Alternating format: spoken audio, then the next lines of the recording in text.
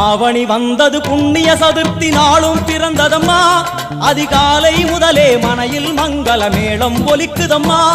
கஜமுகனின் வரவை காண குடும்பம் வாசலில் கூடுதம்மா மா கோலம் இட்டொரு மனை மேல் வந்தான் ஆரத்தியாகுதம்மா கணபதி ராஜா